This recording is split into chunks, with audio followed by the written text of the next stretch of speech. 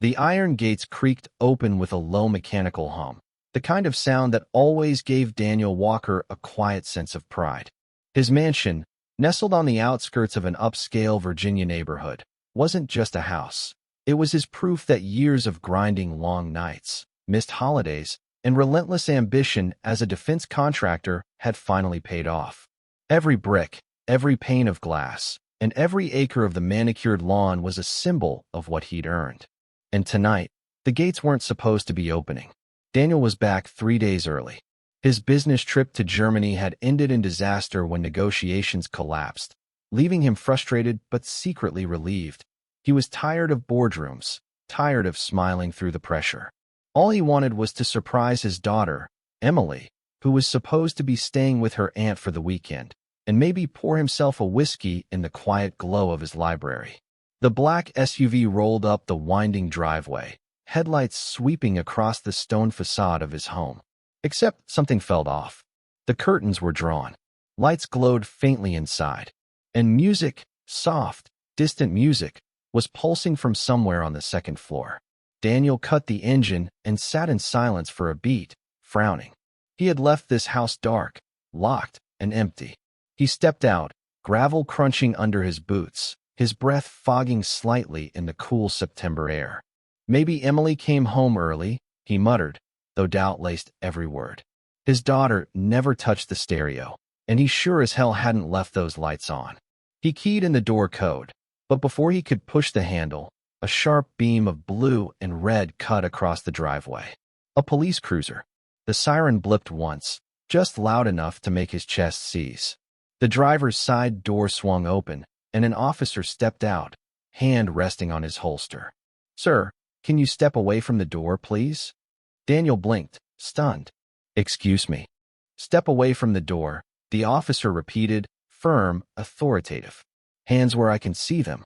For a long second, Daniel didn't move. His own house, his own door, and now cops on his lawn. He lifted his hands slowly. "This is my home." Before the officer could answer, another voice cut through the night. Sharp, nasal, and infuriatingly familiar. "That's him, officer. That's the man I told you about." Daniel's stomach dropped. Standing smugly on the lawn, arms crossed like she was the queen of the cul-de-sac, was Karen Matheson, the self-appointed dictator of the HOA. Her platinum blonde bob gleamed under the police lights, and she wore her signature pastel sweater draped over her shoulders like she was heading to a country club instead of meddling in other people's lives. A clipboard was tucked under her arm, of course. Daniel had lost count of how many fines she'd shoved under his door over the years. Grass too long, garbage can too close to the curb, holiday lights left up 1 day past regulation. But this was insane. "Karen," Daniel growled. "What the hell are you doing here?" The officer's eyes flicked between them. "Ma'am, you said this man was attempting to break in?" Karen's lips curled. "Yes, I've been staying here while the homeowner was out of the country. He's not supposed to be here until later this week. I don't know who this man thinks he is, but he's trespassing." Daniel's blood boiled. He took a step forward before the officer raised a hand. "Sir, stay where you are." "Staying here?" Daniel barked, incredulous. "Officer, I am the homeowner. Daniel Walker. My name is on the deed, the mortgage, the taxes, everything. And this woman," he jabbed a finger toward Karen, "has no business being anywhere near my property." Karen scoffed dramatically, like a soap opera actress. "Oh, please. Do you hear how aggressive he is? This is exactly what I was afraid of when I saw him lurking around." "Lurking?" Daniel shouted. "I pulled into my own damn driveway." The officer shifted uncomfortably, hand still near his holster. "Okay, let's slow down. Sir, do you have identification? Something that confirms you live here?" Daniel exhaled hard, fighting the urge to explode. He reached carefully into his wallet and pulled out his license. "Address. Right there. This is my house." The officer glanced at it, then at Karen. She didn't even flinch. Instead, she tilted her chin up, a sly smile tugging at her lips. "That may be what his license says, but I've been living here for nearly 2 weeks. I've been taking care of the property, making sure everything was safe while the neighborhood was worried about break-ins. Everyone in the HOA knows I've been here." Daniel's jaw went slack. He actually laughed, short, bitter, disbelieving. You've been living here? Images rushed through his mind. His leather sofa, his liquor cabinet, his daughter's room with its carefully folded blankets and photos of her late mother. The thought of Karen touching any of it made bile rise in his throat. The officer hesitated. Ma'am, do you have proof you live here? Karen smirked, pulling a set of keys from her pocket and dangling them like a trophy. Of course. See, he doesn't even have them. Daniel's fists clenched. You stole my keys. I was given them, she said coolly. By the board, for safekeeping. We've been discussing the state of your property for some time, Mr. Walker. It's not exactly been kept up to HOA standards. Daniel's vision tunneled. He wanted to scream, to grab the keys from her smug little hand, but the officer was still standing between them. This is unbelievable, he muttered, shaking his head. Officer, she is lying through her teeth. I have proof inside this house. Documents, photos, hell, my daughter's things are still upstairs. But Karen was faster. She clutched her chest like a wounded saint. Officer, please. He's making me very uncomfortable. Can you escort him off the property until this is sorted out? And for the first time in years, Daniel felt a chill run down his spine. Not from Karen's endless harassment, not from the lights glaring in his eyes, but from the terrifying possibility that, somehow, she had planned this. Somehow, Karen Matheson was inside his home, and she wasn't about to leave quietly. Daniel's heart hammered as he stared at the cop, trying to read the man's face. The officer's expression was neutral, but his posture screamed caution, as though Daniel was the one who didn't belong here. I'm not going anywhere, Daniel said, his voice low, controlled. This is my property. My house. She's trespassing. Karen gave a mocking little laugh. Trespassing? That's rich. The board gave me temporary oversight. I've been watching this place to make sure it didn't become an eyesore. And now here you are, sneaking back early. Acting like some kind of, she snapped her fingers like she was searching for the word. Squatter. Squatter. Daniel barked, his hands balling into fists. Lady, I built this house. I paid for every square inch of it. Don't you dare. Sir, the officer cut in sharply. Lower your voice. Daniel forced himself to inhale through his nose, jaw tight enough to crack. Fine. Let's settle this. Officer, if you'll follow me inside, I'll show you every document you need. Deed, mortgage, utility bills, family photos. Take your pick. Karen's face twitched, just slightly. A flicker of panic she tried to mask with a scoff. I don't think it's safe for him to be in there. He's already agitated. Who knows what he'll do? That did it. Daniel took one deliberate step forward, lowering his hands, but keeping his eyes locked on Karen. What are you doing in my house, Karen? His voice shook, not with fear, but with rage. Sleeping in my bed? Drinking my liquor? Did you touch my daughter's room? The smirk on her face faltered. She didn't answer. The officer shifted. All right, enough. Here's what we're going to do. Sir, if you've got proof, we'll verify it. Ma'am, you'll stay put. No more arguing. Reluctantly, Karen stepped back toward the porch, muttering under her breath. Daniel fished his backup key from his wallet, tucked behind his credit cards for emergencies, and unlocked the door. As it swung open, the scent hit him first, lavender and vanilla, heavy and cloying. Not his cologne, not his daughter's shampoo. Karen. The living room looked lived in. Too lived in. A wine glass on the coffee table. A half-folded blanket draped over the couch. A pair of cheap pink slippers by the rug. Daniel froze. Oh, you've got to be kidding me. Karen breezed past, her heels clacking on the hardwood like she owned the place. See? Everything is exactly as I said. I've been maintaining the property. Maintaining? Daniel spat. You've been nesting in my damn living room. The officer raised a hand again. Let's keep moving, sir. Where are the documents? Daniel stormed down the hallway, flung open the heavy oak door to his study, and pointed to the filing cabinet. He yanked out a folder thick with paperwork and slapped it onto the desk so hard the officer flinched. There. Mortgage. Title. Deed. Every shred of proof that this house belongs to me and no one else. The officer flipped through the papers, nodding slowly. Looks legitimate. Karen's eyes narrowed, but she didn't back down. Paperwork can be faked. You know that. I've been here, officer. Ask any of the neighbors. They've seen me caring for this property. They'll vouch for me. Daniel barked a bitter laugh. Neighbors? You mean the ones you've been harassing for years? They hate you, Karen. Her head snapped toward him, eyes flashing. They respect me. This neighborhood needs order, and I provide it. Order. Daniel took a step closer, heat rising in his voice. You broke into my home. That's not order. That's a felony. The officer finally held up both hands. All right. Here's what we're going to do. Sir, I'll document this incident. Tomorrow, you can go to the station and file a formal trespassing complaint if you want to press charges. Ma'am, until this is sorted out, you are not to stay here. Do you understand? Karen's face turned a dangerous shade of red. This is outrageous. I've been ensuring this house met community standards. The landscaping, the trash bins, the noise ordinances. Daniel cut her off with a snarl.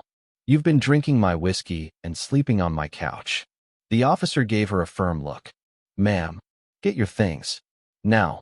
For the first time, Karen faltered. She glanced around the room, like she wasn't sure what to grab first.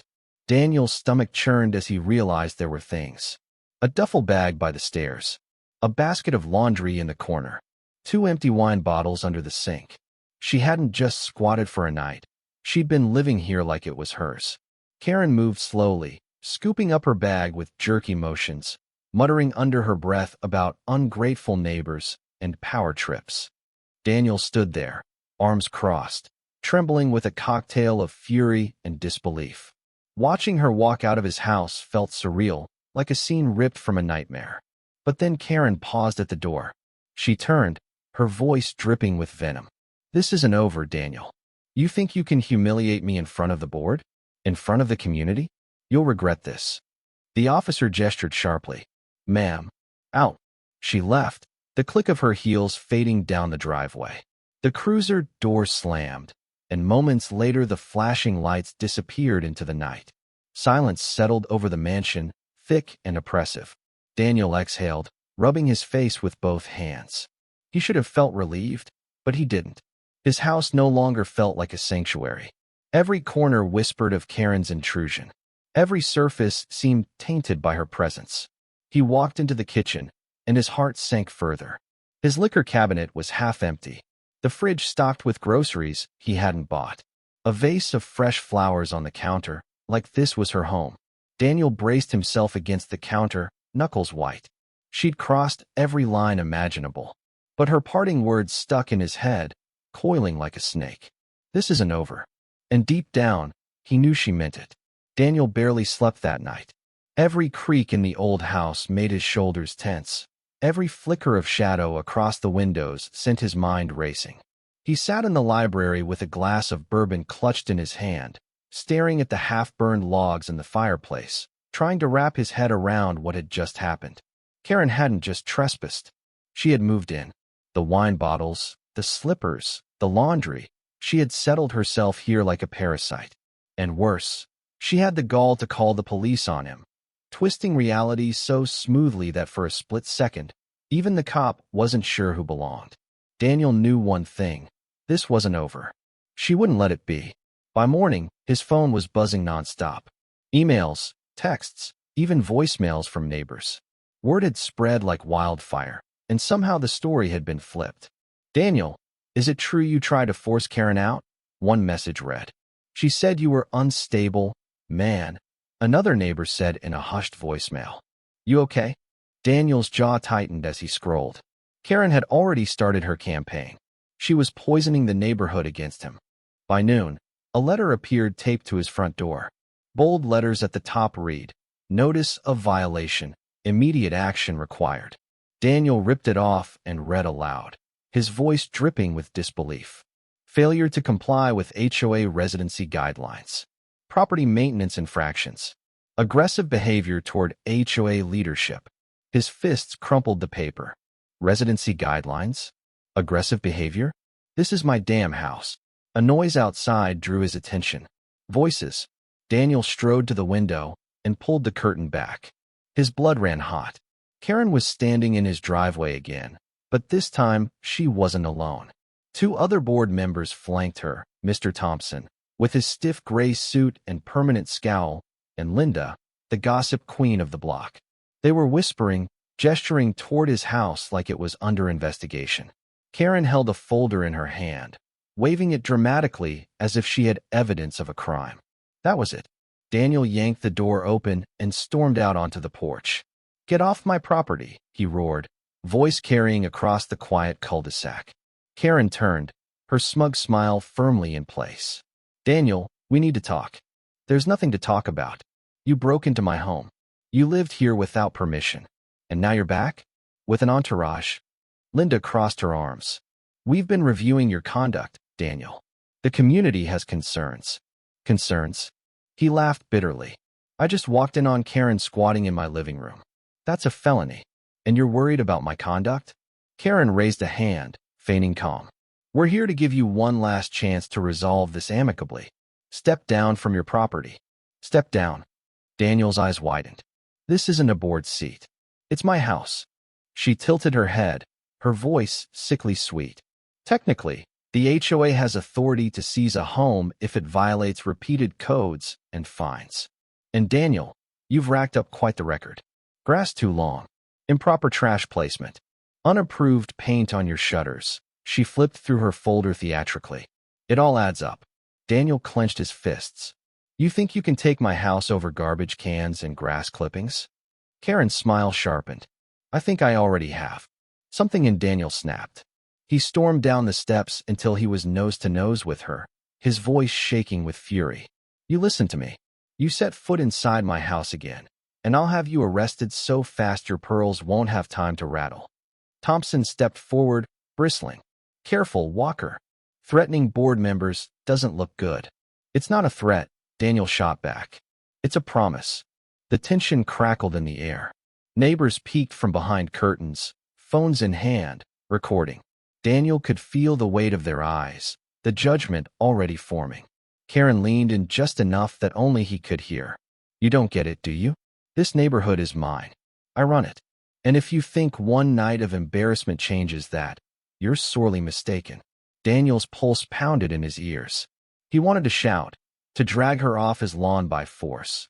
But he saw the phones, the lenses waiting for him to slip. That was her trap. She wanted him to explode so she could paint him as the unstable homeowner, the unfit neighbor. So instead, he smiled, a cold, dangerous smile. "Enjoy it while it lasts, Karen, because the next time we meet, it'll be in court." Her smug expression faltered just slightly before she turned on her heel, signaling the others to follow. As they walked away, Daniel's phone buzzed again. It was Emily, calling from her aunt's house. "Dad, I saw stuff online. People are saying you attacked Mrs. Matheson. What's going on?" Daniel closed his eyes, his heart aching. "Don't worry about it, sweetheart. I'll fix this." But as he hung up, a terrible realization sank in. Karen wasn't just trying to take his house. She was trying to destroy him. And if he didn't fight back smart and fast, she might just succeed. The next morning, Daniel was at the county courthouse before the clerk's office even unlocked its doors. He stood with his arms crossed, clutching a folder stuffed with documents. The deed, mortgage statements, property taxes, utility bills, photos of him and Emily in the house. Hard evidence. When the doors opened, he marched in and filed a trespassing complaint against Karen Matheson. His voice didn't shake once as he signed the paperwork. He added another filing, a restraining order request, outlining how she had entered his home, called the police on him, and tried to undermine his ownership in front of the HOA. The clerk glanced over the paperwork and gave him a small, sympathetic nod. "You've got plenty here. A judge will take this seriously." For the first time in days, Daniel felt a spark of hope. But Karen wasn't done. Not even close.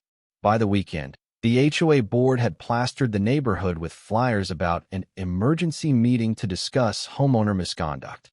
They scheduled it in the community clubhouse, knowing full well the whole neighborhood would turn up. Daniel went. He didn't want to. He hated giving Karen the stage, but he knew if he didn't defend himself, her lies would take root. The clubhouse buzzed with chatter as he walked in. Heads turned. Whispers flew. Karen sat front and center at the long oak table, flanked by Thompson and Linda like generals at war. She wore a pastel blazer and pearls, her posture perfect, her smile sharp. She waited until the murmurs died down before standing. "Neighbors," she began, her voice smooth, calculated. "We've always prided ourselves on maintaining order, beauty, and safety in this community. But recently, one homeowner has jeopardized that. Mr. Walker has displayed aggression, neglect, and instability. For the good of all of us, we must consider serious measures." Gasps rippled through the room. Daniel rose slowly, his eyes sweeping the crowd. "You all know me," he said, his voice carrying. "You've seen me coach Little League. You've been to barbecues in my backyard. My daughter grew up here. And last week, while I was out of the country for work, this woman broke into my house and lived there like it was hers. And when I came home, she called the cops on me." The room erupted in murmurs. Karen's smile tightened. "She says I'm aggressive? Damn right I'm angry. Wouldn't you be if you walked into your living room and found someone else's slippers under your couch?" A chuckle rose from the back of the room. Daniel pressed on. "I have the deed. I have the mortgage. I've filed charges, and a restraining order is pending. So Karen, enjoy your little show while it lasts, because soon you'll be answering to a judge." Karen stood, her voice rising. "He's twisting this. I was safeguarding the property." Daniel turned to the crowd, ignoring her. "Ask yourselves, who benefits from this chaos? Who finds you for Christmas lights, for kids' bikes on the lawn, for a trash can a foot too far from the curb? She doesn't care about this neighborhood. She cares about control." Silence. Eyes darted around the room. People shifted uncomfortably. Finally, Mr. Alvarez, a neighbor from 2 houses down, stood. "I saw her, coming out of your place with grocery bags. Didn't think much of it at the time, but yeah, she was acting like she lived there." Another voice chimed in. "She told me Daniel gave her permission. Guess that was a lie." The tide was turning. Daniel felt it. Karen saw it too. Her face flushed, her composure cracking. "This is slander," she snapped. "You're all going to regret siding with him." But her voice wavered, and the crowd knew it. The board muttered among themselves. Thompson finally cleared his throat. "Given the seriousness of the situation, perhaps it's best if Mrs. Matheson steps back from her duties until this is resolved legally." Gasps. Karen spun on him, betrayal etched across her face. "You can't do this. I am this board." "Not anymore," Linda said quietly. For once, her eyes weren't on Karen. They were on Daniel, and they held a glimmer of guilt. The meeting ended in chaos, but Daniel walked out with something he hadn't felt in weeks: vindication. Days later, the restraining order was granted. Karen was barred from coming within 200 feet of his home. When she violated it, storming onto his lawn in a final act of defiance, police hauled her away in handcuffs. Daniel watched from the porch, Emily at his side. She clutched his arm, eyes wide. "Is it finally over, Dad?" He looked down at her, then back at the flashing lights disappearing into the night. For the first time, he allowed himself to exhale fully. "Yeah, kiddo," he said softly. "It's over." The mansion stood tall behind them, scarred but still his sanctuary. And as the neighborhood slowly began to heal from Karen's reign of terror, Daniel realized something. Control, fear, intimidation. They only worked until someone stood up and said enough. He had. And he'd won. If you enjoyed this intense story, smash that like button and subscribe for more gripping, cinematic tales. Don't forget to hit the bell so you never miss the next thriller. Your support keeps these stories coming.